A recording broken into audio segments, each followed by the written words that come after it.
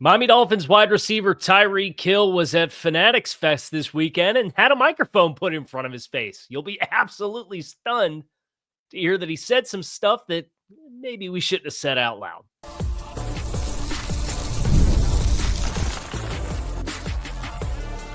You are Locked On Dolphins, your daily Miami Dolphins podcast, part of the Locked On Podcast Network, your team every day. All right, Miami, welcome to another episode of Locked On Dolphins. It is your team every day here on the Locked On Network. I'm your host, Kyle Krabs, a lifelong Miami Dolphins fan, host of Locked On Dolphins, co-host of Locked On NFL Scouting, the author of Touchdown Miami on Substack, and NFL staff writer for A to Z Sports. Want to give a special welcome and shout out to our everydayers because it is your team every day. We don't just say it, we live it. You're on the Locked On Network. Today's episode of Locked On Dolphins is brought to you by FanDuel. Right now, new customers can get $150 in bonus bets when your first $5 bet wins. Today on the show, a couple of different angles to get into. I have three bold predictions for the secondary. A couple of Dolphins tight ends going the extra mile this week that we're going to talk a little bit about. But you have to start with Fanatics Fest this past weekend because Tyreek Hill went, and Tyreek Hill, depending on what your interests are with other avenues, maybe you're interested that he met pro wrestler Cody Rhodes. Saw that on Facebook. But he had an interview, and anytime you have a live microphone in front of Tyreek, he kind of sit there and hold your breath, right? Like you never know what you're going to get. And Tyreek, in the span of that interview, not only talked smack to the team that we have no right to be talking smack to, and he also went as far as to say, and then posted about it on social media, that he was going to get Jalen Ramsey back. So let's start with the Buffalo Bills, who's on the screen here off to my side, watching some film from Dolphins road game midseason in Buffalo. Of course, Dolphins have another Thursday night game against the Bills this season. Oh boy, let's see how that goes. Tyreek Hill said, usually when we play the Bills, they play a bunch of cover 4 because they're a bunch of expletives, kind of talking some smack about them playing passive coverage. And it really, for me, I just kind of shake my head, right? Because there's nothing wrong with a professional athlete having confidence and having bravado in the NFL in particular. You ever go to any of these events like the Senior Bowl or the NFL Combine, where there's the collection of all of these personalities together, it's very apparent very quickly that there's a lot of big personalities and a lot of big egos, and you don't get to this stage without that marquee level of belief in yourself. So I get it. But at the same time, I probably wouldn't be poking the bear. I was Tyreek Hill because the Dolphins with Tyreek Hill on the roster, this is going to be year 4, 7 matchups. The Dolphins have won 1 of them, and it was the first one, was it not? It was the 2022 home game, the Heat game. So Buffalo plays that structure, cover 2, cover 4, against a lot of teams, although they do play a reasonable amount of cover 3. And most of Miami's negative plays, interestingly enough, do come when the Bills decide to go cover 3. And some of that's more game script specific. But so Tyreek Hill pokes the bear and then has comments around Jalen Ramsey, and then tweets afterwards that I'm going to get Jalen Ramsey back, is what he said. And he posted on social, and the quote is, I'm going to hang out with Ramsey next week. I'm going to get him back full court press. I'm getting Ramsey back in a Dolphins jersey. I don't care what they say. We need Ramsey, though. He's a dog. He's one of the best corners in the league. Great leader, great teammate, too. That's what he doesn't get a lot of credit for. We just need him on the Dolphins, man. Good luck would be my assertion for Tyreek. And obviously don't know the nature of those two guys being in the same place. And I can't imagine them going out to the bar and getting a few beers together, right? Like it's two very different personalities. You know, Tyreek is kind of always bouncing around and the jokester, and Jalen Ramsey, very intense individual, I think would probably be the best word that I could use to describe him. And in the backdrop of Tyreek saying what he says at Fanatics Fest, there's reports that are coming out from Adam Schefter and Jeremy Fowler from ESPN this past weekend, saying that the Dolphins are optimistic they're going to find a trade partner, expects to get done before training camp, that Jalen Ramsey will not be here. And that kind of feeds into some of the bold predictions that I have about the secondary, but I don't want to do segment 3 before segment 3. So we'll see. I do think it is interesting, whatever nature, unless it's an actual event and they're not represented by the same people, right? Like Tyreek is a Drew Rosenhaus client, and Jalen Ramsey is obviously athletes first and David Mulligetta. So I don't know what the nature is of that. I don't know if Tyreek's out there in California to do track work or whatever. And obviously Ramsey's working out there in California. He's shown up on the last couple of college campuses the last couple of days last week doing workouts. There's rumors out there about the Pittsburgh Steelers. There's rumors out there, of course, about the Rams. The Chargers were associated as another potential destination. I know Omar Kelly, I saw last week in a story, mentioned the Chargers. And then Schefter on the Pat McAfee spot said LA and included the Chargers in the conversation. I think the Chargers would be a really interesting team to get Jalen Ramsey. But we'll see. The timeline is kind of hurry up and wait. That was the other big thing that I thought came out from the Jeremy Fowler bit on Ramsey, is it's the next domino that the league is waiting for is a resolution on this. And I think that's uniquely, the Dolphins don't have a lot of, in my opinion, leverage in this situation. And I know that that's a controversial statement for some, but Jalen Ramsey, going back to his time in Jacksonville, has a track record of requesting a trade and then having a debilitating back injury that goes away, and he plays after being inactive for 3 weeks, within getting traded when he gets what he wants. And I would imagine Ramsey, having played those plays in the playbook before, if you tried to play hardball with him, you really are probably not going to win a battle with the NFLPA about contesting whether a player's actually hurt or not. But he's done that. And because of that, and because of the guaranteed money, he's going to get paid no matter what. So you might as well play ball and find somebody to take it, because if you try to play hardball with Jalen Ramsey, that is the least attractive avenue for me if he doesn't want to be here, because now you're talking about paying him $20+ million more than what you already are to effectively sit out the season and sit at home. And, he doesn't want that, but he's getting paid the money regardless. And I don't think you're going to win a contested suit about whether or not a player is faking an injury or not. So the fact that the Dolphins have the player that everybody seems to be waiting for is at least keeping the market stagnant enough for them to figure out what they're going to do. And it's not like they're getting replacement options off the board to go to these other places, with the exception of Jair Alexander, who was obviously a late addition to the pool in the first place. So tight end Dolphins have a couple players in attendance. We're going to get into that next here on Locked On Dolphins. Make sure you guys stick with us. Summer sports are in full swing, and whether you're about baseball under the lights, golf on the green, or high-stakes soccer, FanDuel is the best way to make every game in every sport even more exciting.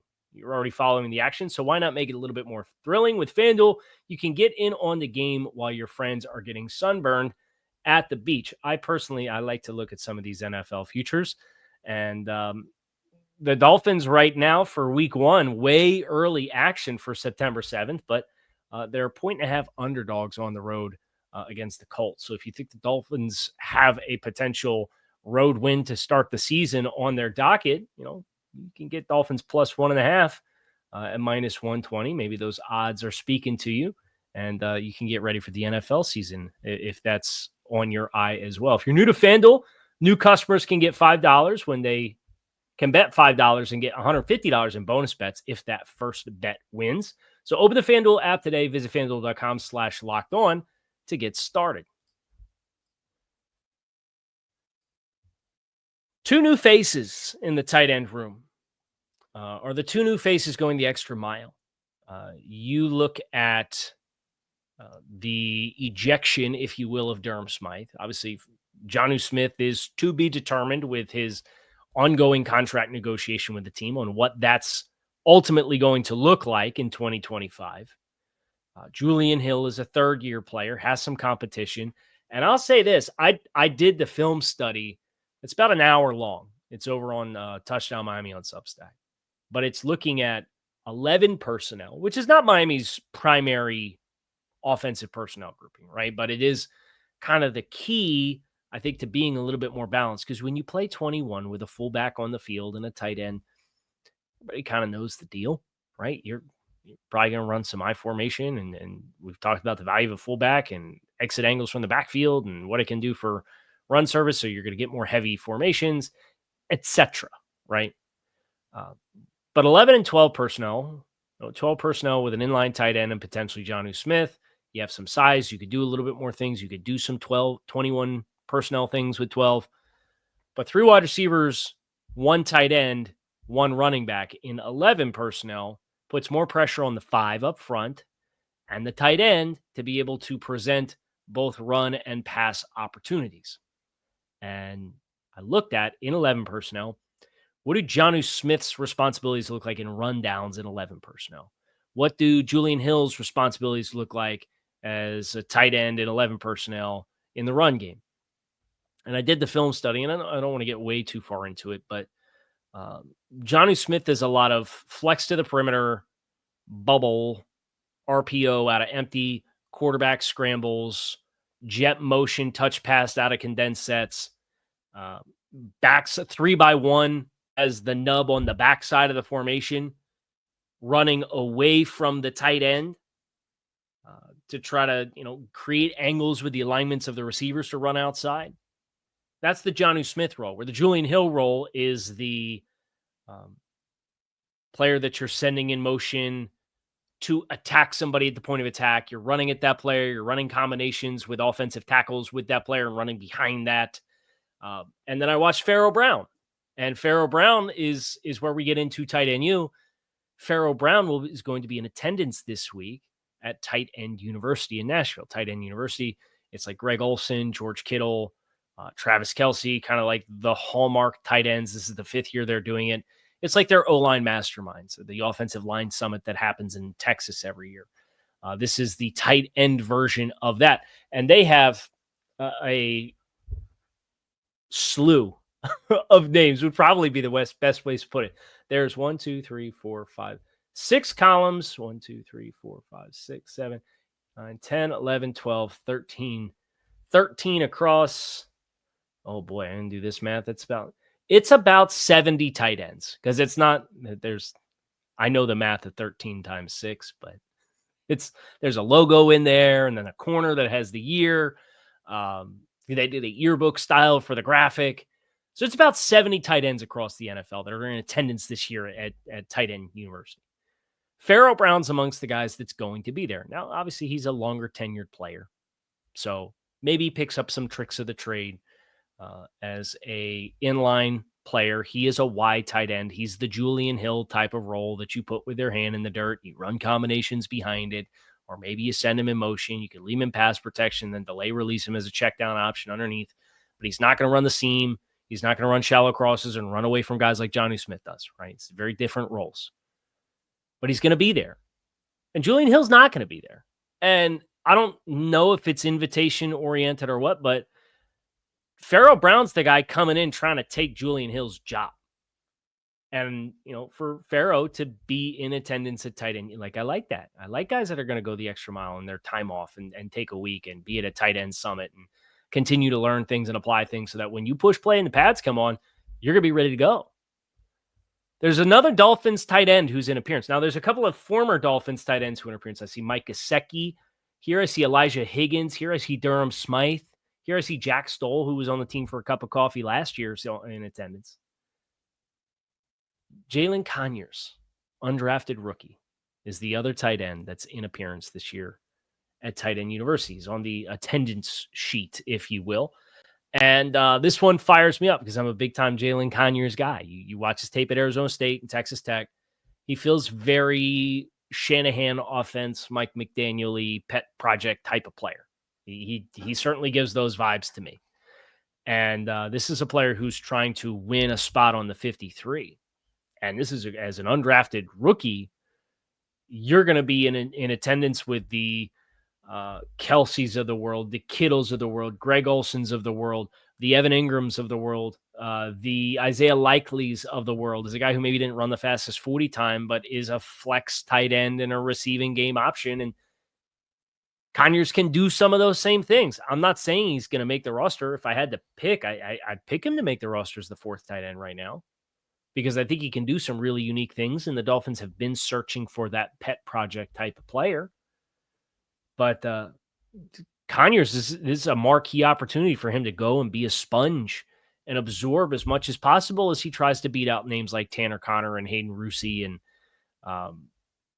whoever else is in the tight end room lingering with you in competition for that fourth spot. So I love seeing Jalin Conyers' name on this list. I love seeing Pharaoh Brown, the new guys coming in, trying to make an impression, trying to seize opportunities that are before them both, and making the most of their summer to be ready to do that, I think should be applauded. Now, whether or not it applies or not is to be determined. And of course, if Jonnu Smith is on the roster, I don't think he has anything to worry about anybody coming for his job based off of what he did last year. Rewrote the record book for a tight end. But nevertheless, two tight ends currently under contract in Miami. Pharaoh Brown, Jalin Conyers are two attendees at Tight End University. Now, I want to finish with three bold predictions that I have for the secondary in Miami. We're going to get into that next here on Locked On Dolphins, so make sure you guys stick with us.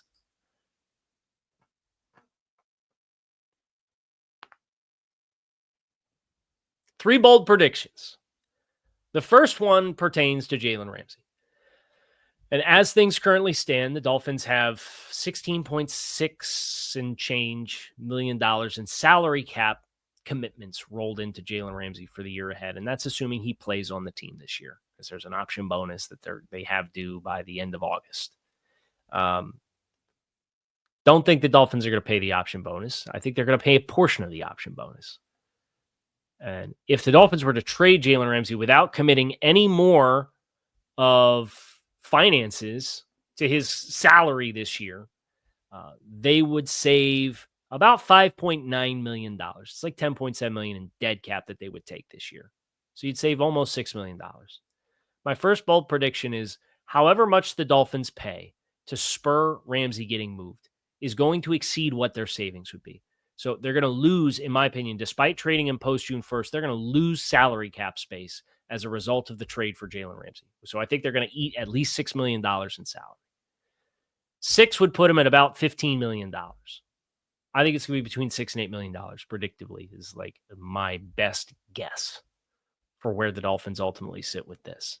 Because that gets the price point a little bit more easily digestible for a new team with a full season of Jalen Ramsey. I think the compensation's probably going to be a conditional mid-round draft choice would be my guess. I don't think they'll get a 3. I think maybe it could get up into a 3 if like Jalen Ramsey's named an all-pro this season. But I would guess, my best guess is they're going to eat at least $6 million in cash, which means they'll at minimum break even at best case scenario against the dead cap that they'll take, which means they're probably going to have to restructure somebody else's contract to make up the difference of the space so that they can sign a potential replacement and potentially work out Jonnu Smith's contract, yada, yada, yada, yada, yada.